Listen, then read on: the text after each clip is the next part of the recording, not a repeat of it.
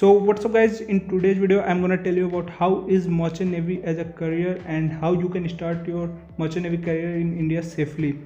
तो बेसिकली ये मेरे चैनल का फर्स्ट वीडियो होना चाहिए था, क्योंकि जब मैंने चैनल स्टार्ट किया था तो मुझे लगा था कि जो कैडेट्स मेरे वीडियोस देखें उनको थोड़ा बहुत इन्फॉर्मेशन होगा, क्योंकि पहले से ही कोरा और यूट्यूब पे बहुत सारे बढ़िया बढ़िया कंटेंट पड़े हुए थे मर्चेंट नेवी से रिलेटेड, जिससे देख कर मैं सीखा। लेकिन अभी after seeing my DMs and comment section of my video, मुझे लग रहा है कि ये वीडियो की बहुत ज़रूरत है स्टूडेंट्स को, क्योंकि उनको बहुत ही कम नॉलेज है मर्चेंट नेवी से, और उनके जो स्कैम्स होते हैं इस कॉलेजेस को लेके, इंस्टीट्यूट को लेके, कंपनी को लेके, तो इस वीडियो की बहुत ज़्यादा ज़रूरत है अभी फ्रेशर्स को। तो इस वीडियो को थोड़ा भी स्किप मत करना, लास्ट तक देखना, वीडियो बहुत ही लंबी होने वाली है, तो पूरा लास्ट तक देखना। और इसके आगे जो भी वीडियो और भी मैं अपलोड करूँगा वो सारे आपके लिए इंपॉर्टेंट होंगे, तो उसको देखने के लिए चैनल को सब्सक्राइब करके बेल आइकन को जरूर प्रेस कर देना। तो चलिए वीडियो को शुरू करते हैं। सो गाइस, सबसे पहले बात कर लेते हैं व्हाट इज़ मर्चेंट नेवी। तो मर्चेंट नेवी दो वर्ड से बना हुआ है, मर्चेंट और नेवी। सबसे पहले नेवी को क्लियर कर देते हैं। तो नेवी तो आप बचपन से सुने होंगे, जो ऑफशोर काम करते हैं, मतलब सी और ओशन में काम करते हैं, उनको नेवी ऑफिसर्स बोलते हैं।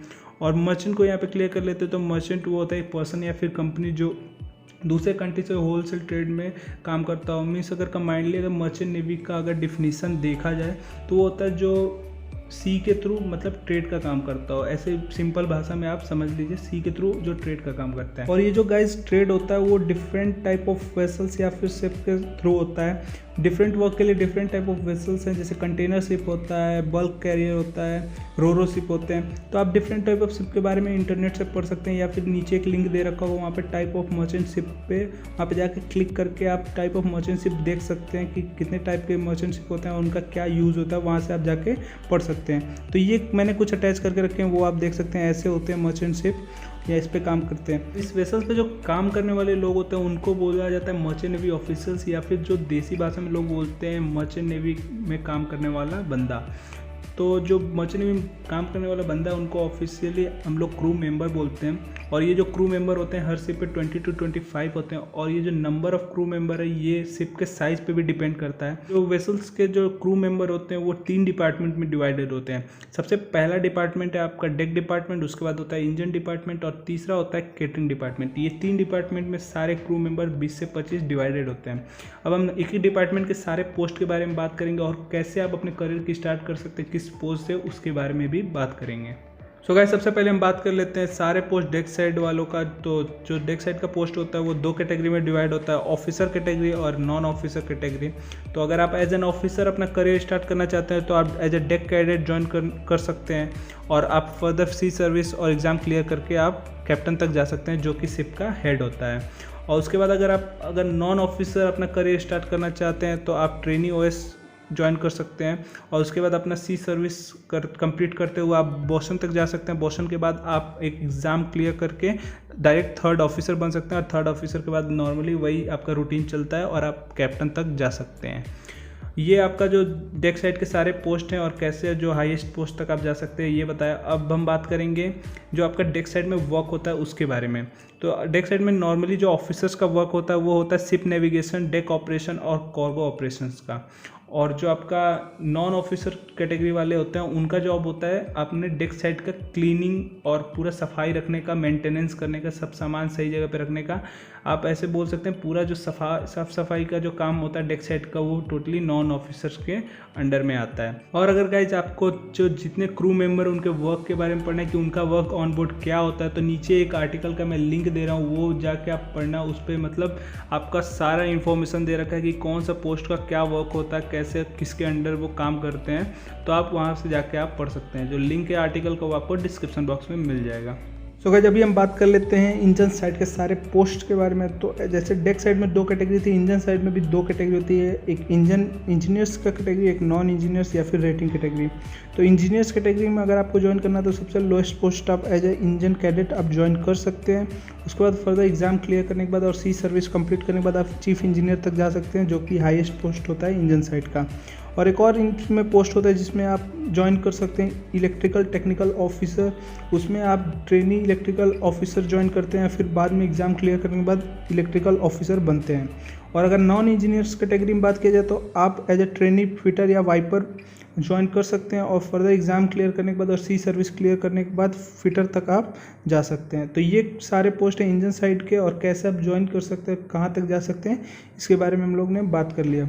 अब इसके बाद बात करते हैं वर्क इन इंजन साइड, जो इंजन साइड में आपका जो वर्क होता है उसके बारे में।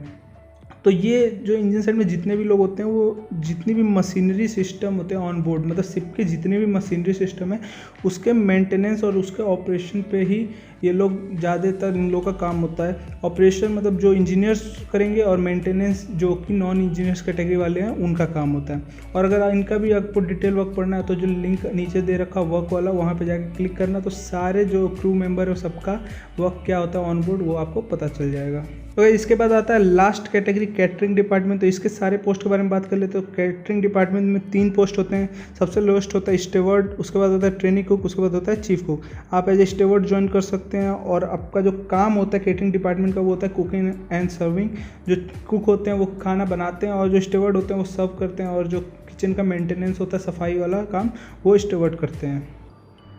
सो गाइस, इसके बाद अगर हम बात कर ले सैलरी की, तो ये सैलरी का रेंज दे रखा है आपका इंजीनियर्स और ऑफिसर्स कैटेगरी का। ये टेंटेटिव होता है, कंपनी टू कंपनी चेंज होता है। जितनी अच्छी कंपनी होगी उतनी ज़्यादा आपको सैलरी मिलेगी, जितनी ख़राब कंपनी उतनी कम आपको सैलरी मिलेगी।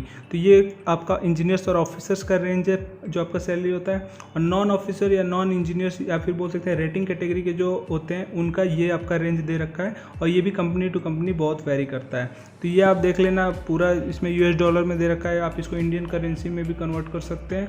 तो ऐसा कुछ उनका सैलरी का फिगर होता है। तो गाइस, अभी हम बात करते हैं इंडियन मर्चेंट नेवी के जो ऑफिशियल बॉडीज़ हैं जो गवर्नमेंट ऑफ इंडिया द्वारा रन होती है। तो वो सबसे पहली जो बॉडी है वो है DG शिपिंग। जैसे आपका एविएशन फील्ड में DGCA होता है, वैसे ही शिपिंग फील्ड में आपका DGS होता है, जो कि गवर्नमेंट ऑफ इंडिया द्वारा रन होती है। इनका जो वर्क है इंडिया में वो है कि जो मैरीटाइम कोर्सेस हैं उनको अप्रूव करना, जैसे BSc BTech DNS GME ET और भी बहुत सारे कोर्सेस हैं वो ये अप्रूव करते हैं इंडिया में होने के लिए। और बाकी आपका जो मैरीटाइम इंस्टीट्यूट जो खोलते हैं लोग, उनको भी इनसे अप्रूवल लेना पड़ता है कि क्या हम मैरीटाइम यूनिवर्सिटी खोल सकते हैं या फिर इंस्टीट्यूट खोल सकते हैं। और जो आपका शिप जो इंडियन सीफेरर्स को रिक्रूट करती है उनको भी यही अप्रूवल देते हैं, RPSL नंबर देते हैं। RPSL नंबर देखिए या नीचे लिखा हुआ है, RPSL stand for recruitment and placement services license. जो कंपनी RPSL नंबर अप्रूव्ड है वही सिर्फ इंडियन सीफेरर्स को रिक्रूट कर सकती है। और बाकी इंडियन मैरीटाइम यूनिवर्सिटी की बात कर ले तो इंडियन मैरीटाइम यूनिवर्सिटी आपका एक सेंट्रल यूनिवर्सिटी है। जैसे आपका IIT होता है, इंडियन इंस्टीट्यूट ऑफ टेक्नोलॉजी, जो कि इंजीनियरिंग कॉलेज का हेड होता है, मतलब एक तरह से बोलते हैं गवर्नमेंट बॉडी होता है। वैसे इंडियन मैरीटाइम यूनिवर्सिटी एक शिपिंग फील्ड में गवर्नमेंट इंस्टीट्यूट या फिर यूनिवर्सिटी है, जो कि और भी बहुत सारे इंस्टीट्यूट को एफिलिएट करती है। तो अभी हम थोड़ा सा बात कर लेते हैं इंडियन मैरीटाइम यूनिवर्सिटी के बारे में भी। तो Indian maritime university central government द्वारा रन होती है, मिनिस्ट्री ऑफ शिपिंग के कंट्रोल में है। और ये जो यूनिवर्सिटी खोला गया था वो मोस्टली मैरीटाइम स्टडीज़ प्रमोट करने के लिए, इंडियन मैरीटाइम स्टडीज़ प्रमोट करने के लिए ही खोला गया था। और जो इंडियन मैरीटाइम यूनिवर्सिटी के कैंपसेस हैं वो पूरे 6 हैं, जिसमें हेडक्वार्टर आपका IMU चेन्नई पड़ता है, और उसके बाद IMU मुंबई और IMU नवी मुंबई, कोलकाता, विशाखापट्टनम, कोची, ये सारे आपके इंडियन मैरीटाइम यूनिवर्सिटी के मेन कैंपसेस हैं। सो गाइस, अभी हम थोड़ा सा बात करेंगे IMU सेट के बारे में भी। IMU set stand for Indian maritime university common entrance test. जैसे इंजीनियरिंग फील्ड में आपको IIT में एडमिशन लेने के लिए JEE का एग्ज़ाम देना पड़ता है, वैसे IMU में एडमिशन के लिए आपको IMU सेट क्लियर करना पड़ता है, और ये ऑनलाइन एग्ज़ाम होता है आपका। और इसके बारे में मैंने पहले भी बहुत कुछ बताया, बस मैं इसमें थोड़ा सा आपको ग्लिम्स दूंगा। जिसमें ये कोर्सेज के लिए होता है ये एग्ज़ाम, BTech के लिए, BSc के लिए, डिप्लोमा इन नॉटिकल साइंस के लिए एग्ज़ाम होता है। और अगर आपको IMU सेट से रिलेटेड और भी इन्फॉर्मेशन चाहिए तो ये वीडियो ज़रूर देखना, मेरे चैनल पर है। उसमें IMU सेट सब कुछ एकदम क्लियरली समझाया हूँ, और कैसे आप IMU सेट फर्स्ट अटेम्प्ट में क्लियर कर सकते हैं ये भी बताया, तो ये वीडियो ज़रूर देखना। सो गाइस, अभी तक हम बात कर रहे थे मर्चेंट नेवी से रिलेटेड जनरल इन्फॉर्मेशन की। तो उसमें हम लोगों ने बात किया 3 डिपार्टमेंट के बारे में, डेक डिपार्टमेंट, इंजन डिपार्टमेंट और कैटरिंग डिपार्टमेंट। अभी हम बात करेंगे कि डेक डिपार्टमेंट और इंजन डिपार्टमेंट में आप अपना करियर कैसे स्टार्ट कर सकते हैं, और थोड़ा बहुत लास्ट में कैटरिंग डिपार्टमेंट के बारे में भी बात करेंगे। तो सबसे पहले बात करते हैं डेक डिपार्टमेंट में आप अपना करियर कैसे स्टार्ट कर सकते हैं। तो सबसे पहले डेक कैडेट के लिए, डेक सेट ज्वाइन करने के लिए आपके पास 3 एग्ज़ाम है इंडिया में। आपका डिप्लोमा इन नॉटिकल साइंस होता है, GP रेटिंग कोर्स होता है, और BSc इन नॉटिकल साइंस होता है। ये 3 कोर्सेस हैं आपका डेक सेट ज्वाइन करने के लिए। और आप अगर इंजन साइड के बारे में बात कर ले तो इंजन साइड ज्वाइन करने के लिए इंडिया में 4 कोर्सेस अप्रूव्ड है, DGS अप्रूव्ड, जो कि है BTech marine engineering, GP rating course, graduate marine engineering और इलेक्ट्रो टेक्निकल ऑफिसर। ये 4 कोर्सेस करने के बाद आप इंजन साइड ज्वाइन कर सकते हैं। सो गाइस, अभी हम आगे बात करेंगे सारे कोर्सेज के बारे में, उनकी एलिजिबिलिटी क्राइटेरिया और उनके प्लेसमेंट के बारे में। उससे पहले आप ये जो 2 टर्मिनोलॉजी सामने लिखा हुआ है आप उसको क्लियरली समझ जाओ।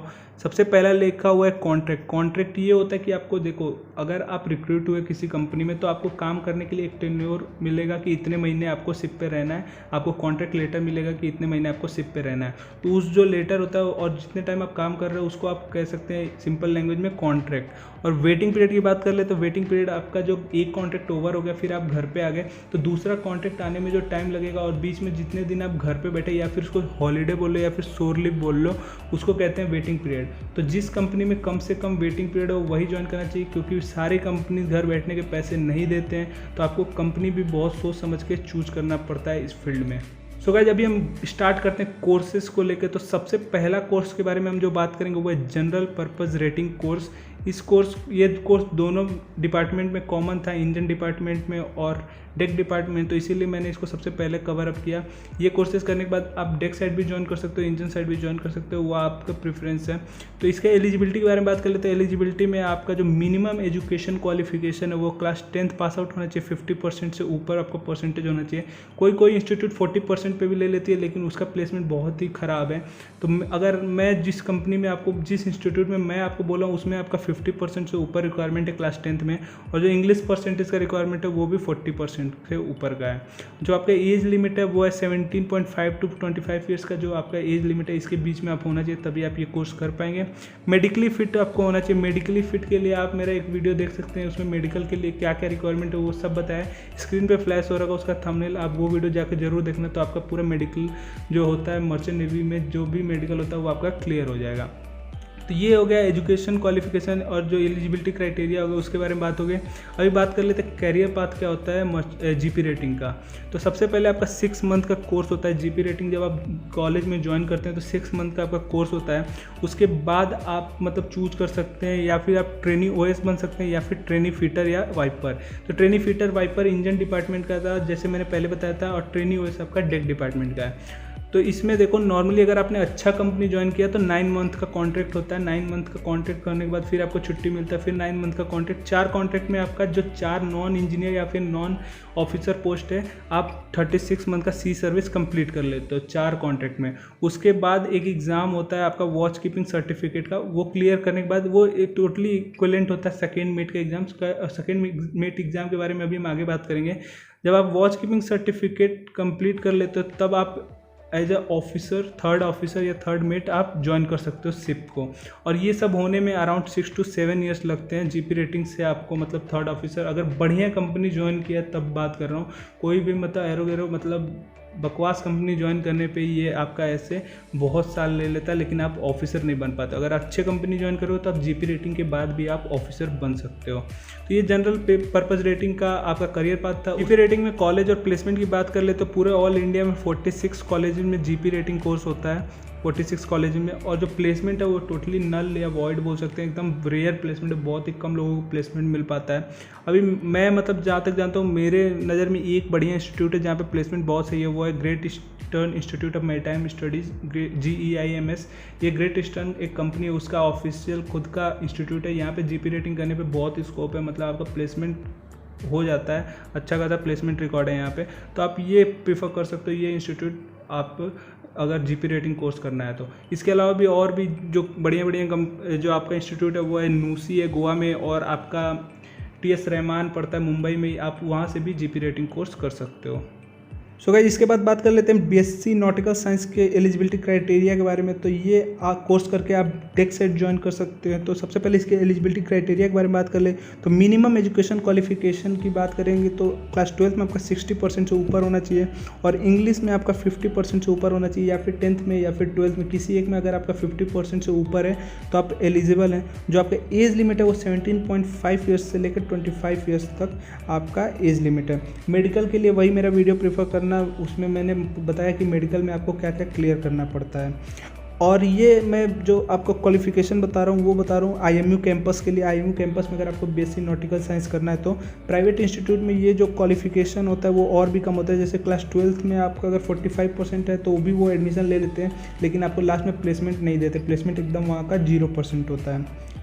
BSc नॉटिकल साइंस के करियर पाथ की बात कर ले तो इसमें 3 इयर्स का कोर्स होता है। 3 इयर्स का कोर्स कंप्लीट करने के बाद आप एज ए डेक कैडेटशिप को ज्वाइन करते हैं। एज ए डेक कैडेट आप 12 मंथ का सी सर्विस कंप्लीट करने के बाद, जिसको बोलते हैं ट्रेनिंग पीरियड, कंप्लीट करने के बाद आप सेकेंड मेट एग्ज़ाम के लिए एलिजिबल होते हैं। और सेकेंड मेट एग्ज़ाम क्लियर करने के बाद एज अ थर्ड ऑफिसर या थर्ड मेट आप शिप को, फिर अगले शिप को आप ज्वाइन करते हैं। उसके बाद आपका और भी एग्जाम क्लियर करके आप कैप्टन तक जाते हैं। गाइस, कॉलेज एंड प्लेसमेंट की बात करें BSc नॉटिकल साइंस के तो पूरे इंडिया में 20 कॉलेजेस में आपका BSc नॉटिकल साइंस का पढ़ाई होता है, जिसमें से सारे कॉलेजेस चूज करने लायक नहीं, क्योंकि उनका प्लेसमेंट रिकॉर्ड बहुत ही बेकार है। कम से कम अगर 50 बच्चे लेते हैं तो 1 से 2 बच्चों का ये कैंपस प्लेसमेंट करवा पाते हैं अच्छी कंपनी में, बाकी सब बेकार कंपनी या फिर अनएम्प्लॉयड रह जाते हैं। तो इसीलिए इन 20 कॉलेज में आपको BSc अगर करना है तो अच्छे कॉलेज चुनो।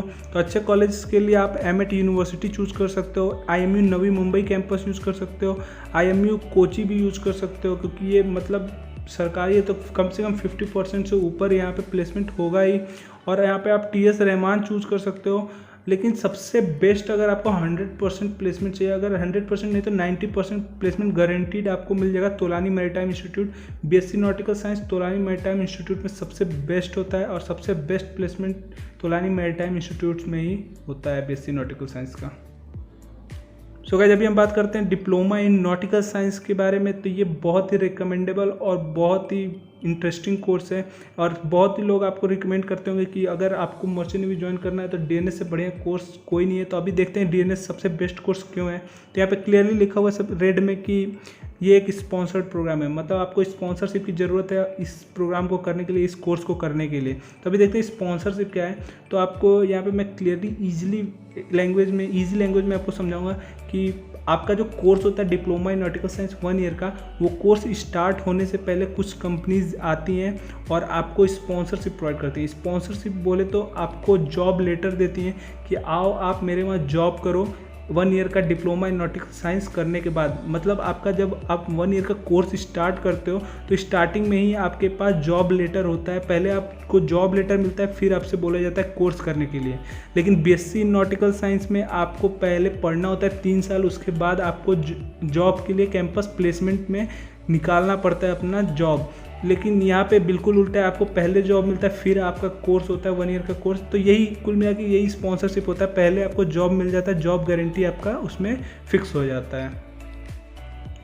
और गाइज, आपको स्पॉन्सरशिप के बारे में और भी इन्फॉर्मेशन चाहिए तो मेरा एक प्लेलिस्ट है स्पॉन्सरशिप एक्सप्लेन, आप उसमें जाकर तीनों वीडियो एक एक करके देख लेना। सबसे पहले देखना what is sponsorship in merchant navy, और स्पॉन्सरशिप और IMU सेट का जो कनेक्शन है और क्या क्या एलिजिबिलिटी क्राइटेरिया मैंने इस वीडियो में सब समझाया है। उसके बाद आप ये भी देख सकते हैं, एक और वीडियो बनाया था डिप्लोमा इन नॉटिकल साइंस और स्पॉन्सरशिप में, इसमें भी बहुत अच्छे से पूरा कनेक्शन समझाया था। और उसके बाद आप लास्ट में ये वाला वीडियो देख लेना कि कौन कौन सी कंपनीज इंडिया में स्पॉन्सरशिप प्रोवाइड करती हैं और कब करते हैं, उनका क्या एलिजिबिलिटी क्राइटेरिया है। आप ये वीडियो भी देख सकते हैं। ये तीनों वीडियो देखने के बाद आपका स्पॉन्सरशिप का जो टर्म है वो एकदम क्लियर हो जाएगा, और आप इजीली आपके पास पूरी एक लिस्ट मिल जाएगी कंपनीज को, किस किस कंपनीज में आपको अप्लाई करना है।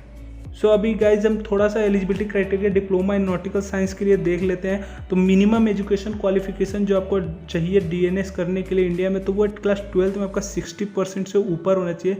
लेकिन सारी कंपनी 60% से एबव को नहीं सेलेक्ट करती, कुछ कंपनीज 65 एलिजिबिलिटी क्राइटेरिया जैसे एंग्लो स्टर्न है, किसी किसी कंपनीज का 70% से ऊपर है जैसे फ्लीट मैनेजमेंट है। तो सारी कंपनीज का अपना अपना एलिजिबिलिटी क्राइटेरिया, आप वो वाला वीडियो जाकर देखो, उसमें आपको पता चलेगा कौन कौन सी कंपनीज का क्या एलिजिबिलिटी क्राइटेरिया है। और इंग्लिश में आपका हर जगह 60% और 50% के ही अराउंड है, किसी किसी में आपका 50% मांगते हैं, किसी किसी में 60%। लेकिन एक आपका रिलैक्सेशन होता है, या फिर आपका 10th में हो या फिर 12th में, दोनों में से किसी एक में भी आपका 60% से ऊपर है तो आपका ईजिली स्पॉन्सरशिप के लिए आप एलिजिबल हैं। और जो एज लिमिट है वो भी इसमें टेंटेटिव है, यहाँ पे लिखा हुआ 17.5 to 25 ईयर। लेकिन कुछ कुछ कंपनीज होती हैं जो 18 ईयर्स तक के ही कैडेट्स को सिलेक्ट करते हैं, कुछ कुछ होती हैं 19 ईयर्स और कुछ कुछ होती हैं 22 ईयर्स तक के कैडेट्स को ही सेलेक्ट करती हैं। और जो मेडिकल फिटनेस है जो स्पॉन्सरशिप वालों का, वो बहुत ही स्ट्रिक्ट होता है। जो कंपनी स्पॉन्सरशिप देती है उनका जो मेडिकल एग्ज़ाम होता है वो बहुत ही स्ट्रिक्ट होता है। तो इसके लिए मेरा वीडियो आप देख सकते हैं जो स्क्रीन पे फ्लैश हो रहा है, उसमें पूरा मैंने प्रोसीजर समझाया, क्या क्या आपका टेस्ट होता है, वहाँ पे जाके आप क्या क्या टेस्ट देते हैं, उसमें सब कुछ एक्सप्लेन किया है। तो आप वो वीडियो ज़रूर देखना। अगर जब भी हम कैरियर पाथ अब डिप्लोमा इन नॉटिकल साइंस की बात कर लेते हैं, ये 1 ईयर का कोर्स होता है। और जो बीएससी होता है वो 3 ईयर्स का कोर्स होता है। इसमें 1 ईयर के कोर्स के बाद आप एज ए डेक कैडेटशिप को ज्वाइन करते हो, उसमें भी आप 3 ईयर्स के बाद एज ए डेक कैडेटशिप को ज्वाइन करते हैं। इसमें जो आपका ट्रेनिंग पीरियड होता है वो 18 मंथ का होता है एज ए डेक कैडेट, उसमें 12 मंथ का होता है एज ए डेक कैडेट। और फिर आप 18 मंथ का इसमें ट्रेनिंग कंप्लीट करने के बाद आप सेकेंड मेट एग्जाम के लिए एलिजिबल हो जाते हैं। और उसमें 12 मंथ का आप as a deck cadet training complete करने के बाद सेकेंड मेट के लिए आप एलिजिबल हो जाते हैं। फिर जब आप यहाँ पे एग्ज़ाम क्लियर कर लेते हैं सेकेंड मेट का, तो आप 3rd ऑफिसर यहाँ पे बनते हैं। वहाँ पे भी सेकेंड मेट का एग्ज़ाम क्लियर करने के बाद आप 3rd ऑफिसर बनते हैं।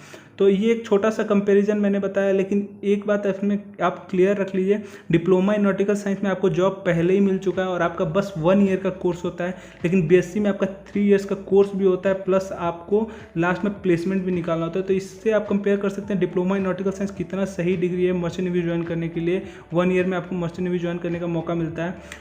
लेकिन आपको अगर पूरा कंपैरिजन देखना है, पूरा कैप्टन बनने तक का, लास्ट तक का पूरा देखना है कि क्या कंपैरिजन है डीएनएस और बीएससी का, तो आप मेरे स्क्रीन पे जो फ्लैश हो रहा है वीडियो, आप वो वाला वीडियो जरूर जाके देखना। उसमें मैं पूरा कंपेयर किया हूँ डीएनएस और बीएससी को। तो गाइस अभी हम कॉलेज एंड प्लेसमेंट की बात करते हैं। तो यहाँ पे प्लेसमेंट का तो कोई बात ही नहीं है कि मर्चेंट नेवी में अगर डीएनएस है तो आपका प्लेसमेंट की कोई बात नहीं है, क्योंकि कंपनीज पहले ही आपको स्पॉन्सरशिप दे देती है। तो लास्ट में कोई प्लेसमेंट होता ही नहीं है डिप्लोमा इन नॉटिकल साइंस में। तो कुछ कंपनीज जो आपको मतलब इडियट बनाती हैं कि मेरे वहाँ आ जाओ, लास्ट में diploma in nautical science 1 year के बाद आपको स्पॉन्सरशिप या फिर प्लेसमेंट मिल जाता है, तो वो पूरा आपको फूल बनाती है। तो इसी में देखिए कुछ इतनी इंस्टीट्यूट हैं जहाँ पे डिप्लोमा इन नॉटिकल साइंस होता है इंडिया में, इसी में कुछ आपको फूल बनाती हैं। लेकिन मैं आपको उन जेन्यून इंस्टीट्यूट का नाम बताऊंगा जहाँ पे अच्छी अच्छी कंपनीज आपको स्पॉन्सरशिप देती हैं।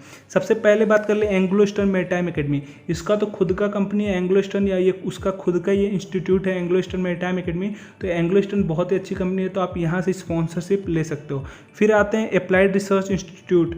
ये भी बहुत ही अच्छा एक इंस्टीट्यूट है, इसमें भी अच्छी अच्छी कंपनीज आती हैं स्पॉन्सरशिप देने के लिए। तो आप इसमें भी रजिस्टर हो, तो ये भी एक अच्छा इंस्टीट्यूट है डिप्लोमा इन नॉटिकल साइंस करने के लिए। उसके बाद मैं इसके बारे में बात नहीं करूँगा, इसके बारे में भी बात नहीं करूँगा, इसके बारे में भी बात नहीं करूँगा।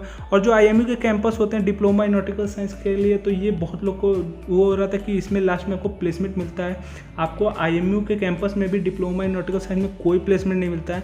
कुछ कंपनीज होते हैं जिनके पास खुद का इंस्टीट्यूट नहीं है, तो वो आपसे बोलती हैं स्पॉन्सरशिप आपको देने के बाद कि आप कहीं से डिप्लोमा इन नॉटिकल साइंस कर लो, तो आप यहाँ से डिप्लोमा इन नॉटिकल साइंस कर लेते हो, तो वो आपको लास्ट में ले लेती हैं। लेकिन बहुत ही कम ऐसी कंपनीज हैं जो आपको आईएमयू को कहेंगी कि आप आईएमयू में जाओ डिप्लोमा इन नॉटिकल साइंस करने के लिए, क्योंकि उनका पहले ही बहुत ही प्राइवेट जो इंस्टीट्यूट है उनसे उनका अटैचमेंट होता है या फिर टाई अप होता है। फिर ये भी इस कंपनीज के इस इंस्टीट्यूट के बारे में भी कोई बात नहीं करेंगे। फिर ये आता है इंटरनेशनल मैरीटाइम एकेडमी, ये भी बकवास है। फिर आता है international maritime institute IMI greater Noida. इसका भी जो आपका टाई अप है कंपनीज के साथ, बहुत ही अच्छा कंपनीज के साथ टाई अप है। आप मेरा वो वाला वीडियो देखेंगे लिस्ट ऑफ कंपनीज और इंस्टीट्यूट वाला, तो उसमें आपको पता चलेगा कि IMI में कितनी अच्छी अच्छी कंपनीज आती हैं। तो अभी तक हम लोगों ने 1 2 3 अच्छे इंस्टीट्यूट का बात किया है। उसके बाद ये भी अच्छा नहीं है। उसके बाद MTI SCI जो शिपिंग कॉरपोरेशन ऑफ इंडिया, उसका मतलब टाई अप इंस्टीट्यूट है। और ये जो बच्चों को स्पॉन्सर देता है, जो बच्चे शिपिंग कॉरपोरेशन ऑफ इंडिया में स्पॉन्सर करते हैं वो यहाँ पे अपना DNS कंप्लीट करते हैं। उसके बाद मैरीटाइम फाउंडेशन भी उतना अच्छा नहीं है। समुद्र इंस्टीट्यूट ऑफ मैरीटाइम स्टडीज़ भी, इसका इंफ्रास्ट्रक्चर वर्ल्ड का सबसे फर्स्ट क्लास इंफ्रास्ट्रक्चर अगर मैरीटाइम स्टडीज़ इंडिया में बात किया जाए तो। और इसका जो कंपनी है ESM एग्जीक्यूटिव शिप मैनेजमेंट, वो भी अच्छी कंपनी है, आप इसमें भी अपना करियर स्टार्ट कर सकते हैं। उसके बाद ये आपका अच्छा नहीं है, ये भी अच्छा नहीं है। TS रहमान में अच्छी कंपनी जाती हैं, बहुत ही अच्छी कंपनी आती हैं, तो आप यहाँ पे भी अगर register diploma in nautical science यहाँ पे भी कर सकते हो। उसके बाद आता है the great eastern institute of maritime studies. ये ग्रेट ईस्टर्न जो कंपनी, उसका अपना खुद का इंस्टीट्यूट है। तो अगर आप ग्रेट ईस्टर्न से अगर आप कंपनी से स्पॉन्सरशिप पाते हो तो आप यहाँ पर पढ़ सकते हो। तो यहाँ पे भी बहुत ही अच्छा आपका स्कोप है अगर आप डिप्लोमा इन नॉटिकल साइंस करना चाहते हो। फिर आता है आपका तोलानी मैरीटाइम इंस्टीट्यूट। यहाँ पे 6 या 7 कंपनीज आती हैं और सारी बेस्ट कंपनीज आती हैं। तो अगर आपको डिप्लोमा इन नॉटिकल साइंस करने का अगर मौका मिलता है तोलानी में, तो वो सबसे बेस्ट है, सबसे बेस्ट फैसिलिटी मिलती है आपको, सबसे बेस्ट आपको एजुकेशन मिलता है यहाँ पे।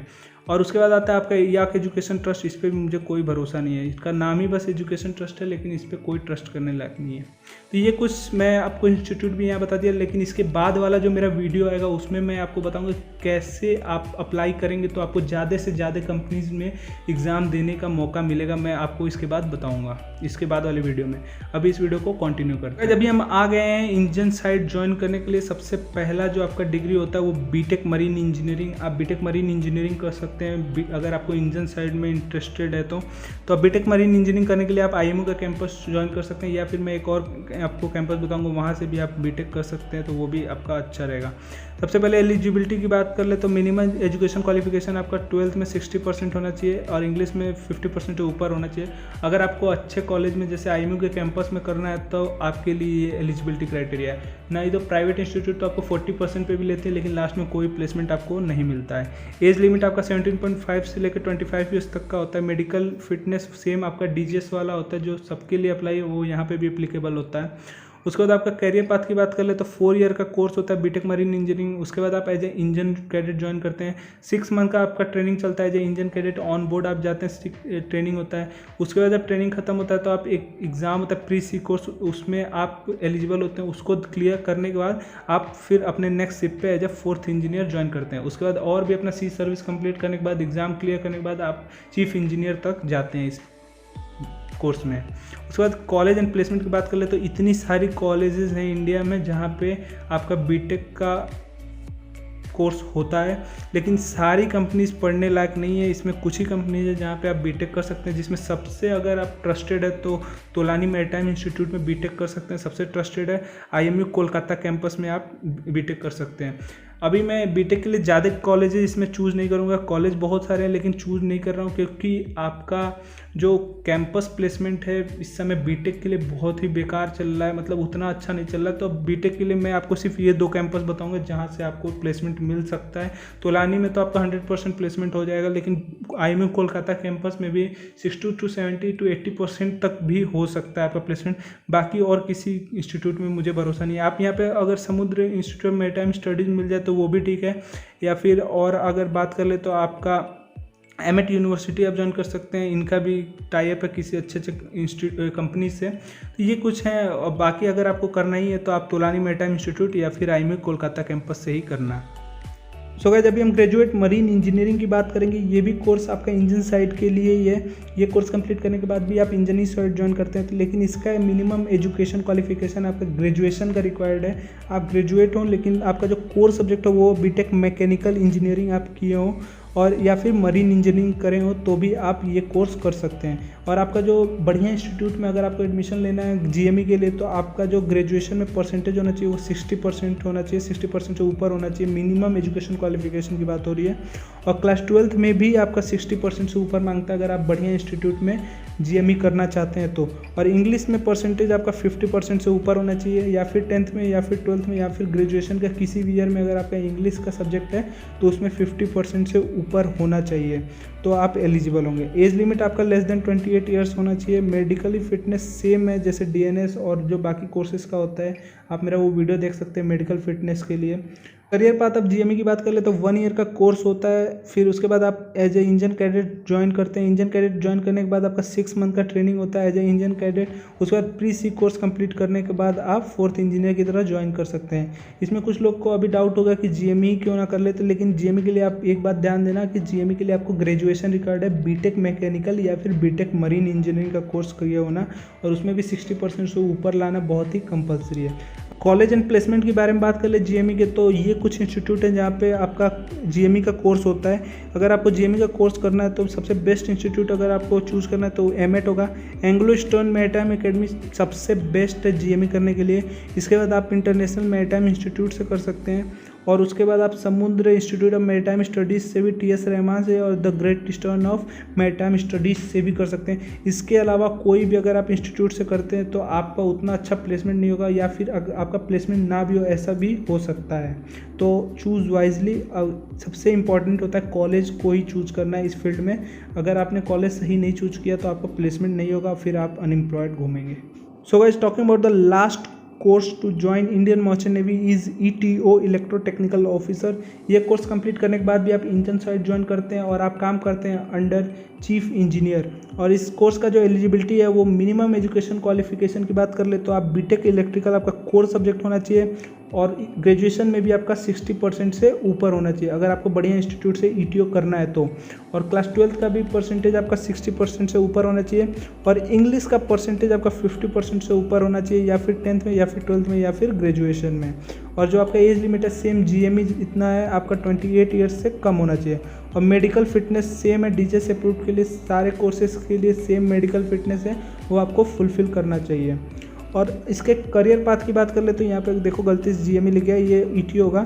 ETO के करियर पाथ की बात कर ले तो आपका 4 मंथ का कोर्स होता है, और फिर आप एज ए ट्रेनिंग ETO आप ज्वाइन करते हैं। और जो ही ट्रेनिंग ETO का जो 6 मंथ का कोर्स आपका ट्रेनिंग जो होता है कंप्लीट हो जाता है, तो एक प्री-सी कोर्स होता है, वो कंप्लीट करने के बाद आप एज अ ETO अपने नेक्स्ट शिप पे आप ज्वाइन करते हैं। कॉलेज और प्लेसमेंट की बात करें तो ये इंडिया की जो इंस्टीट्यूट है जहाँ पे ETO का कोर्स होता है, और आपको सबसे अगर बेस्ट ETO का कोर्स करना है तो आप MET से कर सकते हैं। एंग्लो ईस्टर्न सबसे बेस्ट रहेगा करने के लिए। उसके बाद इंटरनेशनल मैरीटाइम इंस्टीट्यूट भी अच्छा है ETO करने के लिए। बाकी आपका SIMS भी अच्छा है, great eastern institute of maritime studies भी अच्छा है, और तोलानी मैरीटाइम इंस्टीट्यूट ये भी अच्छा है। ये सब जो इंस्टीट्यूट है यहाँ से अगर आपने ETO किया तो आपका प्लेसमेंट अच्छी जगह पे हो जाएगा। सो गाइज, ये इस प्रेजेंटेशन का लास्ट पेज था, और इसमें मतलब मैंने सारे कोर्सेज, सारे इंस्टीट्यूट और उसके प्लेसमेंट के बारे में भी, सारे बेस्ट इंस्टीट्यूट और मर्चेंट नेवी से रिलेटेड सारे डाउट आपके क्लियर कर दिए होंगे। बाकी आपको मैंने कुछ रेफरेंस वीडियो के भी बताए, तो उसका भी लिंक आपको डिस्क्रिप्शन बॉक्स में मिल जाएगा। जैसे आप IMU सीट के बारे में जो मैंने इन्फॉर्मेशन दिया वो वाला वीडियो देख सकते हैं, और उसके बाद मैंने स्पॉन्सरशिप का जो प्लेलिस्ट का आपको रेफरेंस दिया, आप वो भी, उसका भी लिंक आपको डिस्क्रिप्शन बॉक्स में मिल जाएगा, वहाँ से आप जाकर देख सकते हैं। मेडिकल वाला वीडियो का भी लिंक आपको डिस्क्रिप्शन बॉक्स में मिल जाएगा, वहाँ पे भी आप जाके देख सकते हैं। और इसके आगे का जो वीडियो आएगा वो आपके लिए बहुत ही इंपॉर्टेंट होगा। अभी तो मैं आपको पूरा बता दूँ कि अपना करियर कैसे स्टार्ट करना है, लेकिन उन कोर्सेज़ के लिए आप कैसे अप्लाई करते हो ये भी बहुत ही इंपॉर्टेंट है। तो उसके लिए आप मेरा नेक्स्ट वीडियो जरूर देखना। नेक्स्ट वीडियो का अपडेट मैं इसी वीडियो में दे देता हूँ। तो मेरा जो नेक्स्ट वीडियो होगा वो होगा कि आप ज़्यादा से ज़्यादा कंपनीज़ का स्पॉन्सरशिप टेस्ट कैसे दे सकते हो। जो मैं टिप बताऊंगा वो आप ज़रूर बताना, चाहे आप अगस्त बैच वाले हो, चाहे फेब बैच वाले, कोई भी बैच के लिए आप ट्राई कर रहे हो, तो जो मैं टिप बताऊंगा वो ज़रूर फॉलो करना। उससे आपको ज़्यादा से ज़्यादा कंपनीज में टेस्ट देने का मौका मिलेगा। उसके बाद वीडियोज़ में बनाऊंगा GME और ETO पे भी, क्योंकि उससे रिलेटेड मेरे चैनल पे कोई भी वीडियो नहीं है। और लास्ट में मैं एक और अनाउंस कर रहा हूँ, गिव अवे मैं करूँगा अपने बुक्स का, जो मैंने प्रिपरेशन में यूज़ किया था।